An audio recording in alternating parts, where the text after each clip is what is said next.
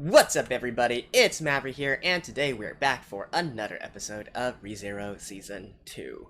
So, last week we had an absolutely fire episode, right? We got tons of revelations, we got Subaru getting all, all distraught and disheartened and whatnot, getting all depressed as he has been many times before, and then we've got Amelia, who's gone all loco as well, completely lost her mind. I presume it's actually her losing her mind rather than her being possessed, although you could make an argument either way. But since I would assume that if Amelia was actually being possessed, Subaru would actually be able to detect the presence of the witch on her or something like that. I don't know, in any case, she's not exactly herself, right? And that's the important part. We got the entire revelation with Roswell and whatnot, and that, I absolutely love Roswell as a character. Now, here, going forward, what is Subaru going to do, right? Is he actually going to accept what what Roswell was trying to tell him, and try to go forward using his methods, leading him down into the path of, I don't know, like questionable morals or something like that? Or is he going to try and do things his own way and try to remain as uncorrupted as possible? Well, let's find out right in this episode. Alright, let's begin in 3, 2, 1, play. Hello.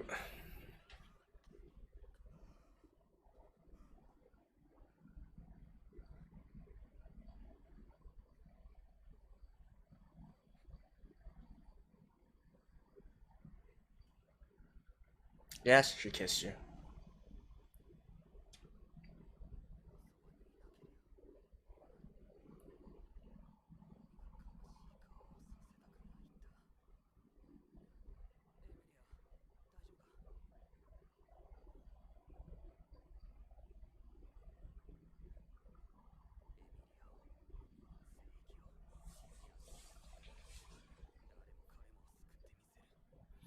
I presume once he gets out, he's going to find Roswell first, right? Yep. Oh no, well.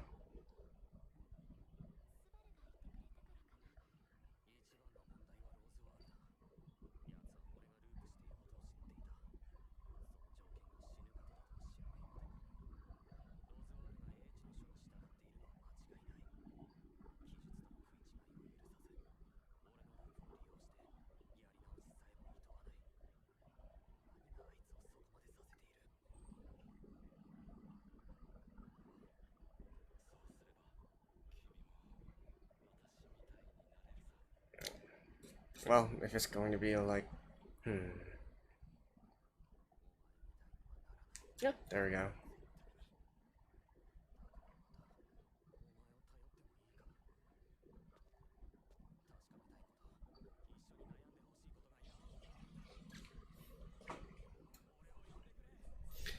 Wouldn't it be funny if Echidna and Roswell... Oh, Roswell's doing the stuff for Echidna?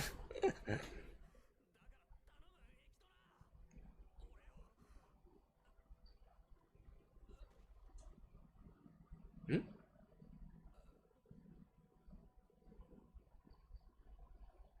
Just like that?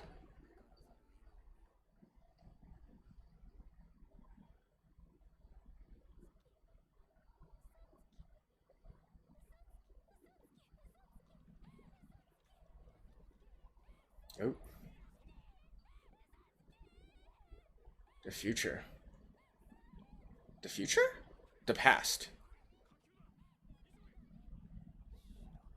Oh, this is back... Yeah.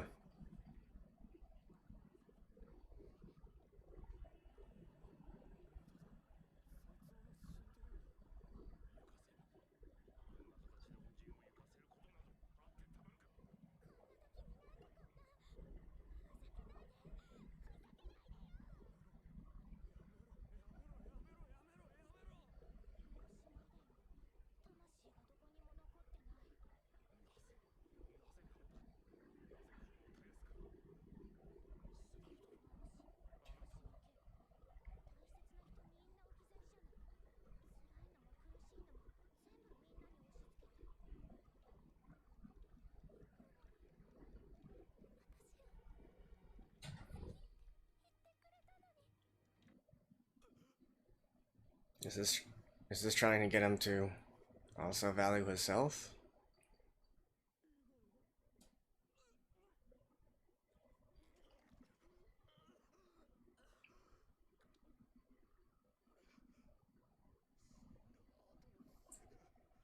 Ooh.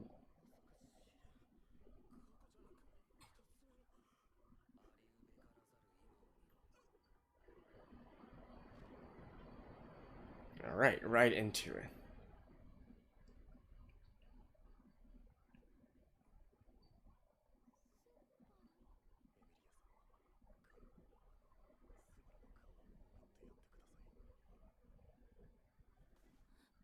Oh, this is when he was taken over, right?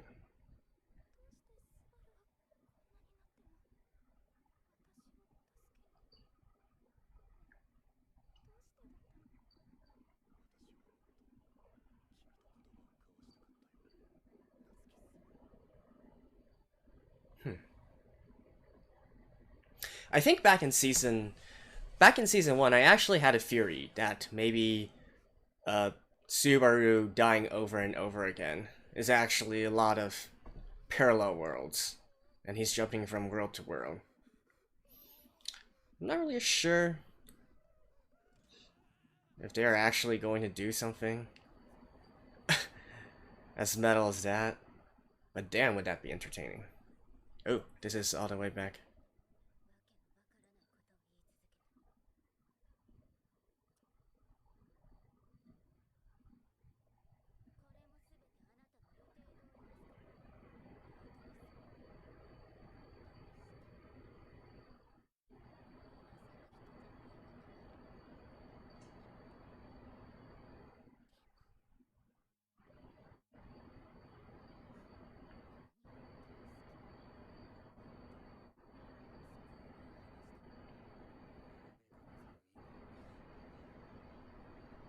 Oh, all his deaths.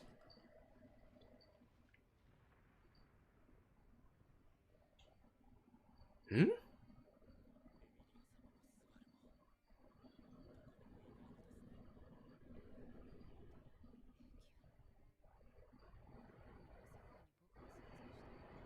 I'm going to destroy the world.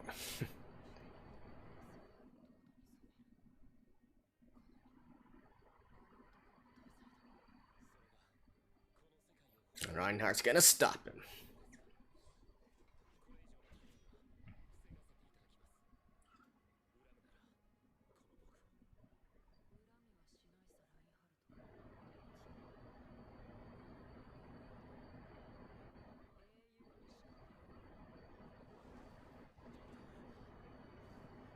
Hmm? Damn.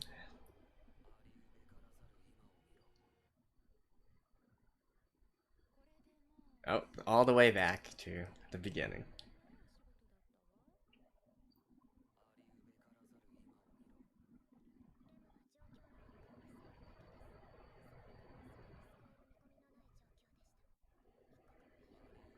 Ah, so that's why he killed him the first time.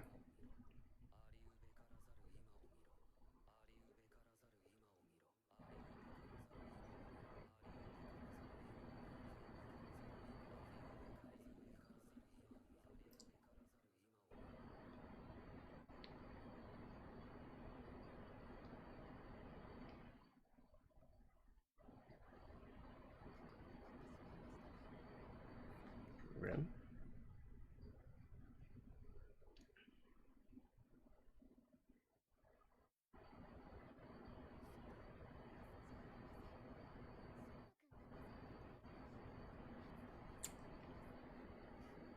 Um,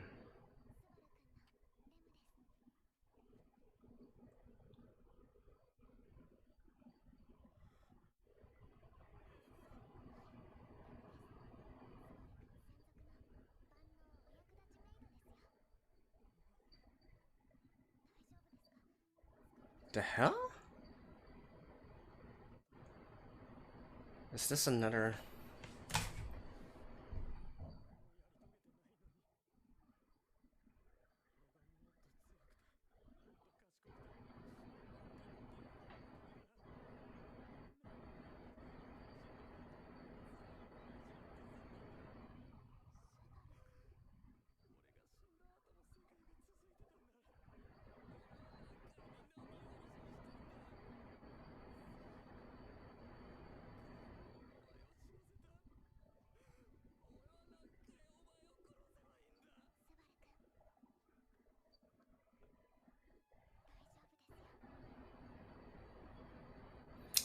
What is this rim?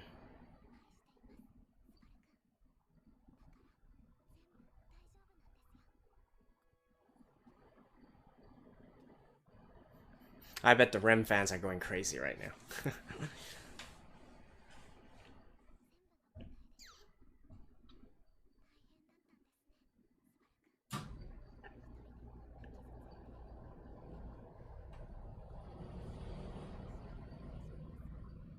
I don't know. I'm just very, very, very skeptical of this.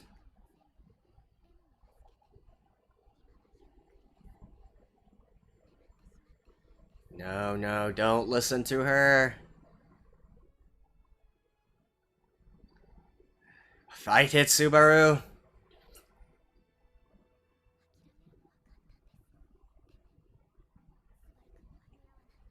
Yeah, that's a fake rim.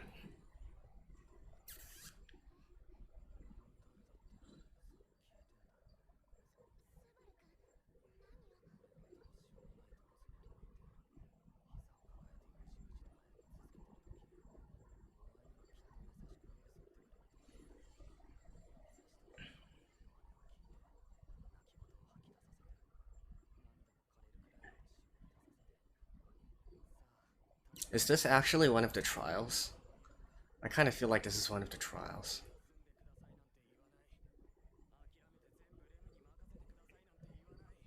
Yeah. You two are real.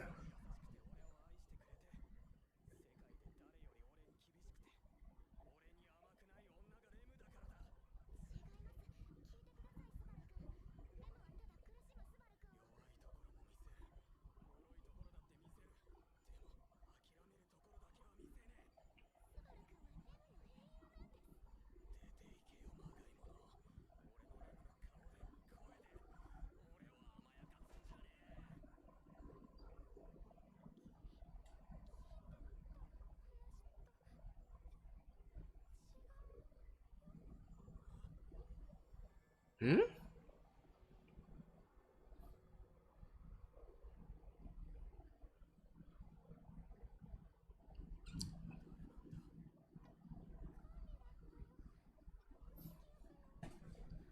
Witch of Lust?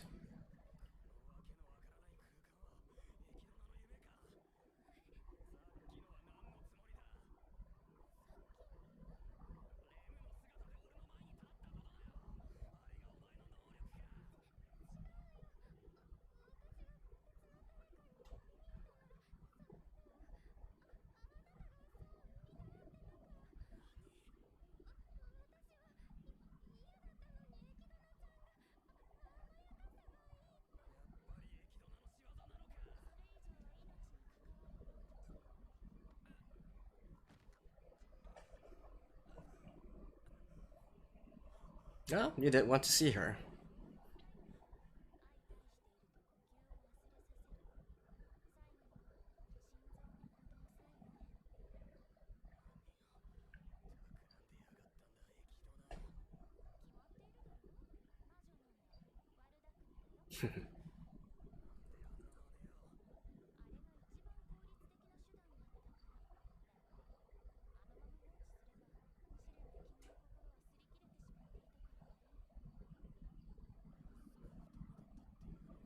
Aren't you the one who does the trap?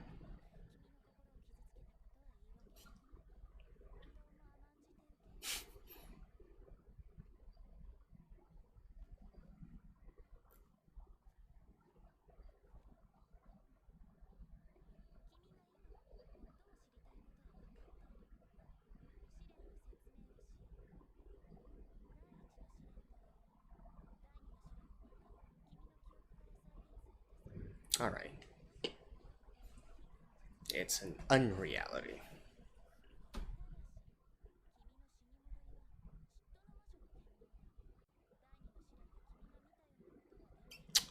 Ooh, leaving it ambiguous.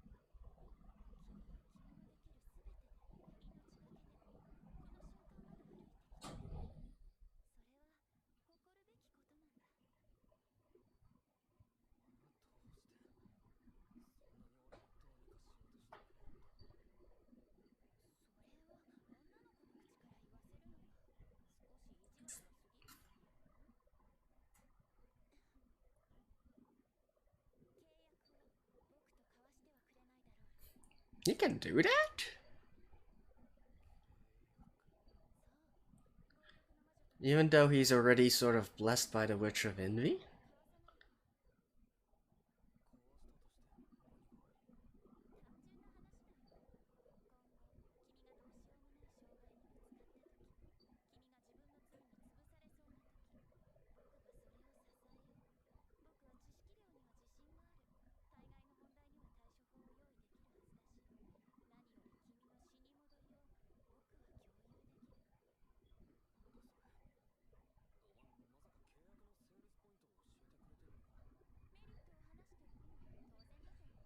Alright, and what does he give up?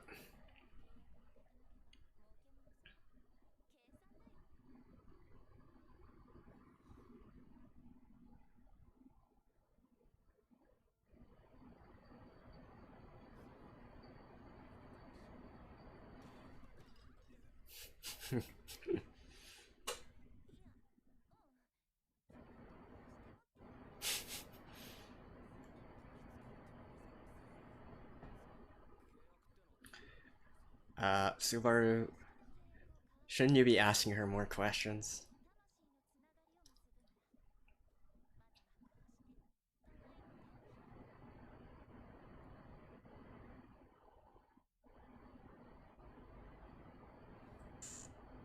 You're being... Oh, someone intervening.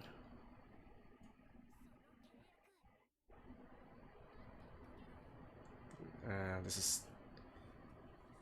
the one who thinks she's of justice.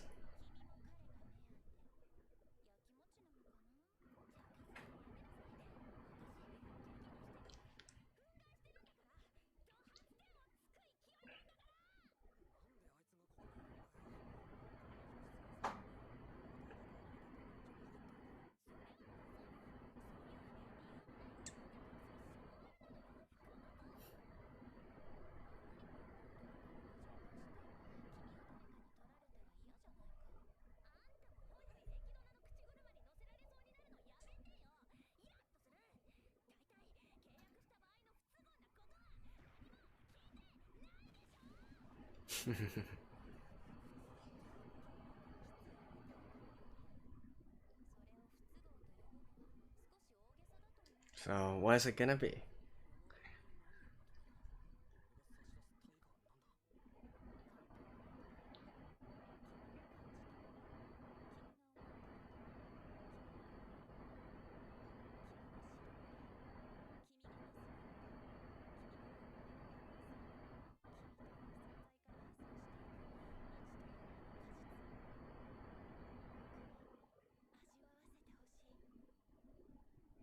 Does that mean...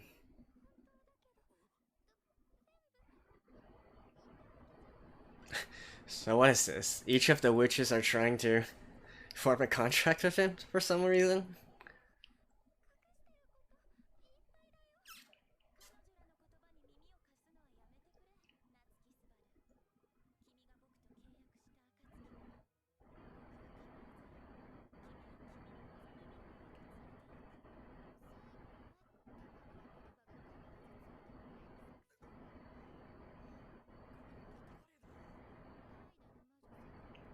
Okay.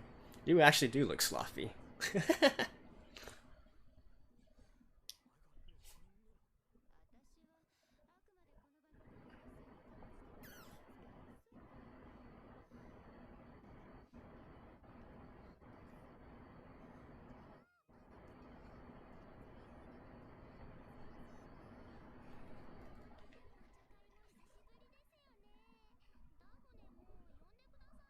Alright. Well, you're certainly a blessed guy.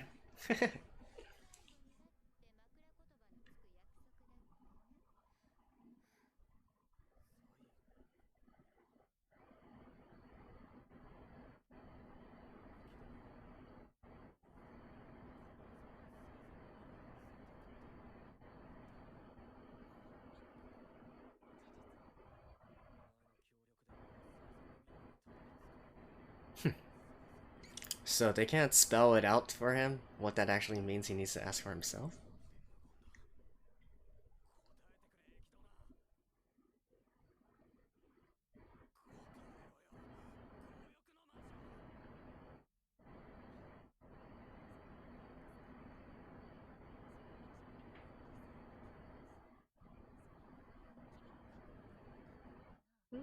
So, kind of what Roswell is saying, basically.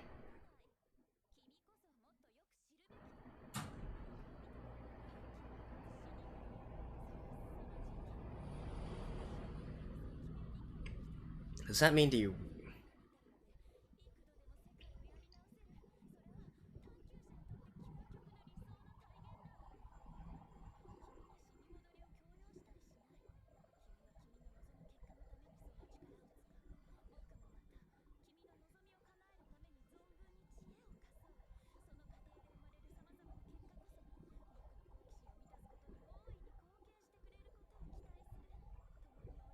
But couldn't you...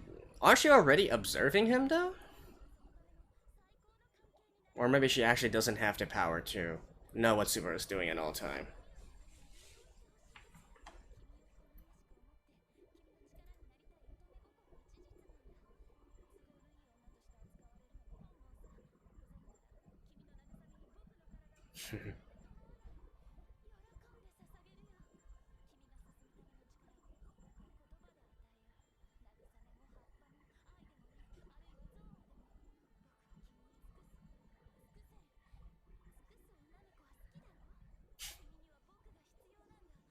Okay. We're going on a little bit too strong here, Echidna.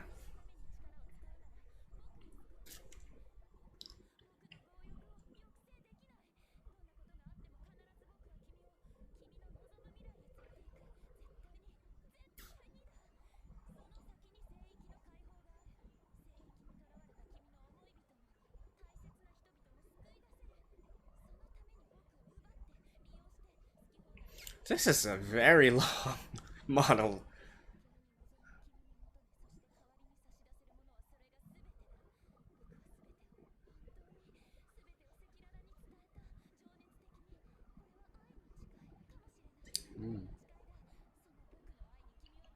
He's gonna say no thanks.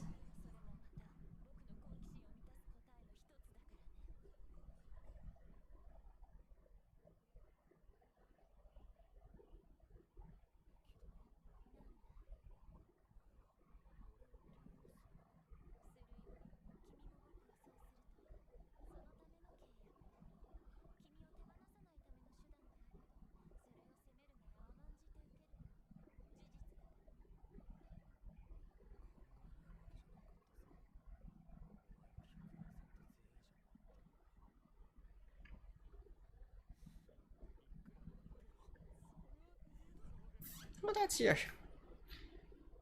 What were you expecting?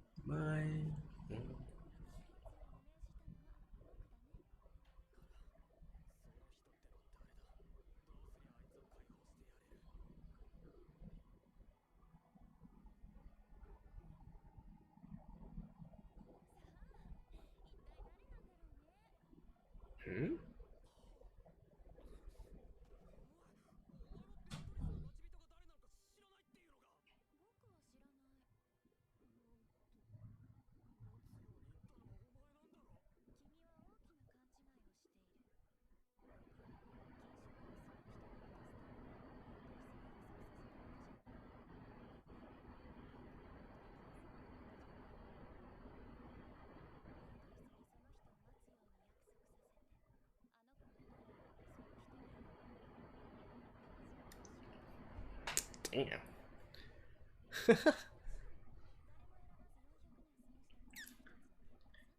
But so the Tomb of Wisdom doesn't actually work at all?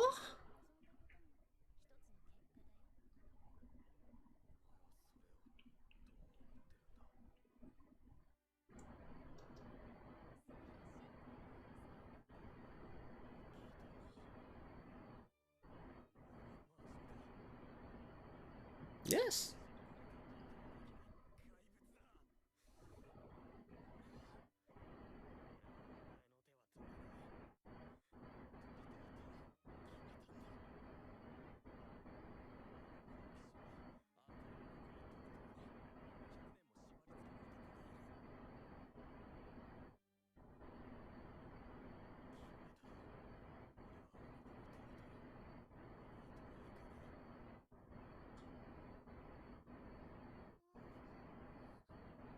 Oop. Well,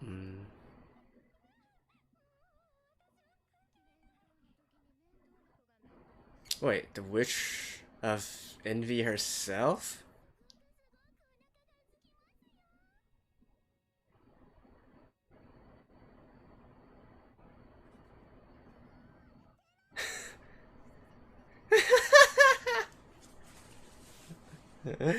Oh, damn. Nice. Yep, it's a tea party, alright. Hell yeah. Yo, that ending was fire! And I love the title drop as well. The Witch's Tea Party, right as the last witch shows up. It's gonna be a hell of a party next episode with all the witches sitting down. Well, I don't know if they are actually gonna sit down and eat and drink tea and eat biscuits, but it's gonna be fun.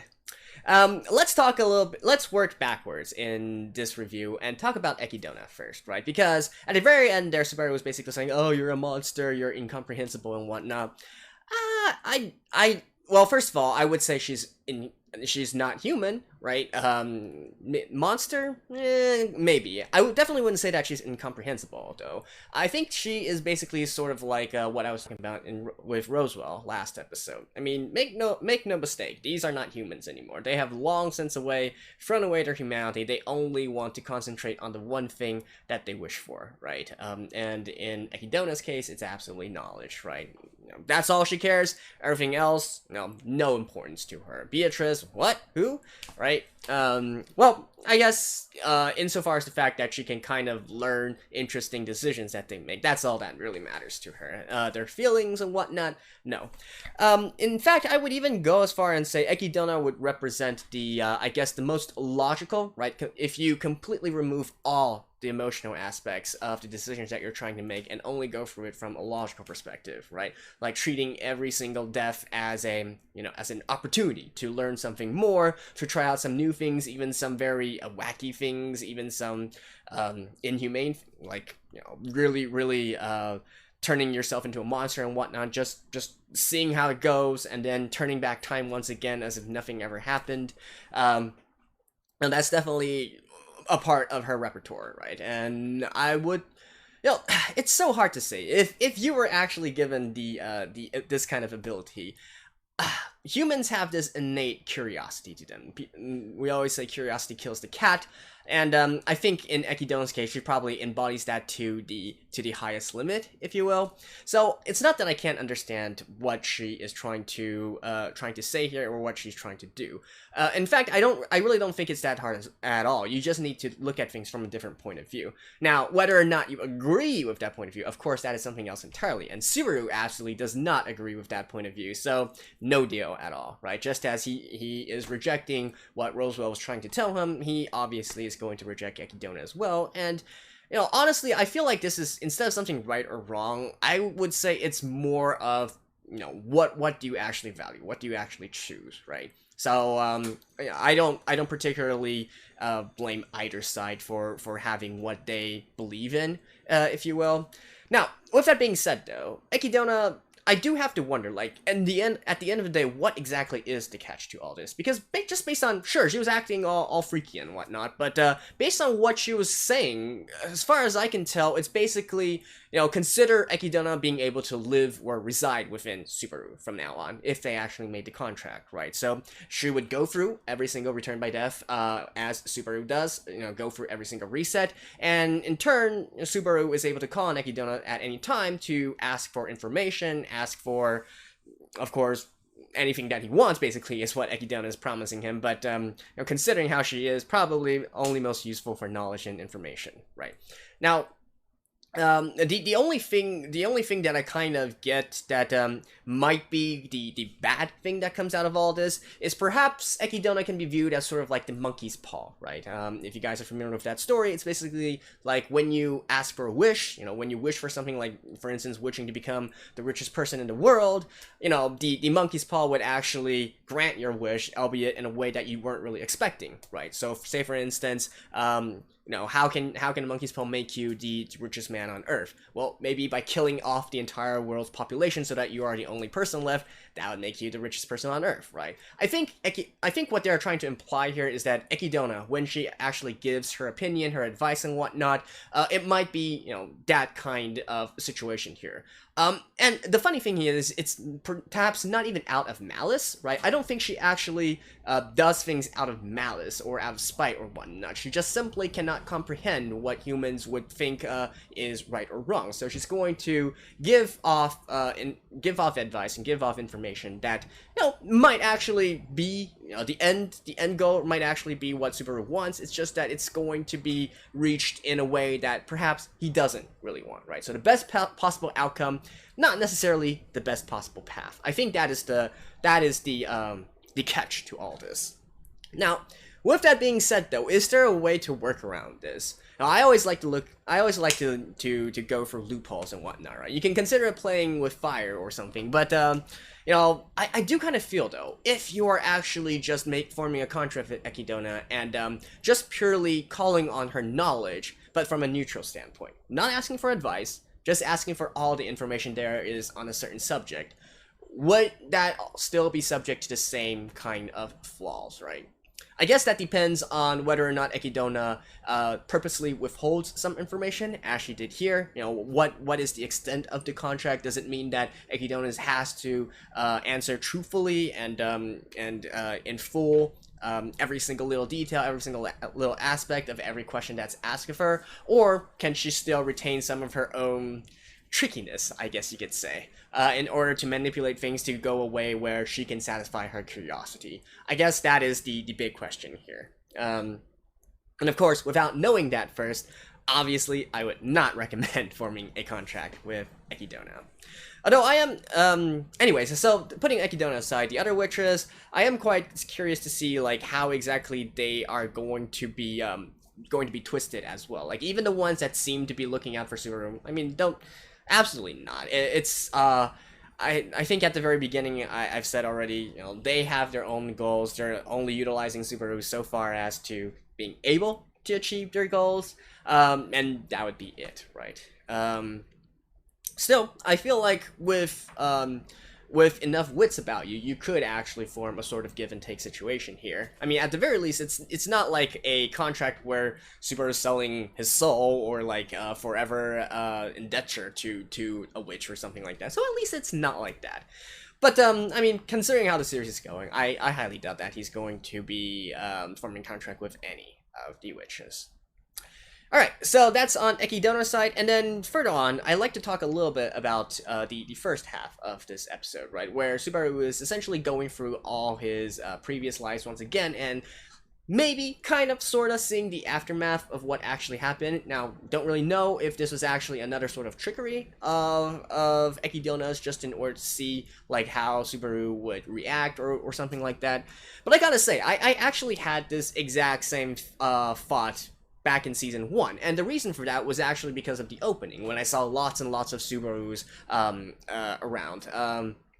And especially considering, you could consider this a sort of time travel series in a certain way, because Subaru keeps going back through time. I have wondered whether or not it's going to be a situation where there exists like infinite parallel universes, right? And then basically every time Subaru kills himself, it's just that we're following his story, jumping into another parallel dimension's Subaru instead. So actually, in all the infinite other worlds where Subaru killed himself, they basically turn out exactly as we see in the episode, right? Now that would definitely, that's definitely something that would mess someone up. And not really sure if we will ever get a real answer to that. I think it's just something there to always keep in the back of your mind, just to remind you, right? Don't so easily kill yourself, I guess.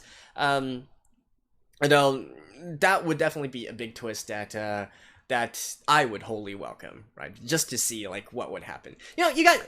Can you guys see like how why I kind of identify with Echidna in a way, especially since this is, well, it's inhumane, right? But because deep down I know that this is only an anime, they're fictional characters and all that, so that's why it piques my curiosity. I would like them to explore all these different kinds of scenarios, explore all these different kinds of situations, just to see what would happen, right? So I absolutely feel Echidna on this one, though obviously, if this was actually in real life happening to real people, having this kind of thinking would definitely mean that you're throwing away a bit of your humanity here.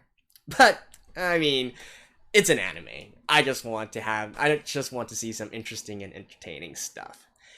Alright, anyways, that's it for this episode of ReZero Season 2, and the next one is going to be the grand finale, I believe. Although, what quick heads up here, I'm actually going to be out of town, for the season finale, because it's actually going to be vacation season here, holiday season here in my country, and I always go back to visit my parents during that time, so I'm still going to figure out if I am going to be able to actually record videos on the road. It might be in a slightly different format than usual. I might not be, having the video and myself at the same time, that kind of stuff. But it is the season finale after all. I kind of don't want to wait like 3 or 4 days before I upload it. So I'll do my best, but just a heads up, it's probably going to be a little bit different, and it might get slightly delayed as I need to set things up. But hopefully you guys will still stay till the end and see what is the outcome of the party next episode. Partying it up. Alright, that's it for now. Thank you guys, and I'll see you guys next week. Bye-bye.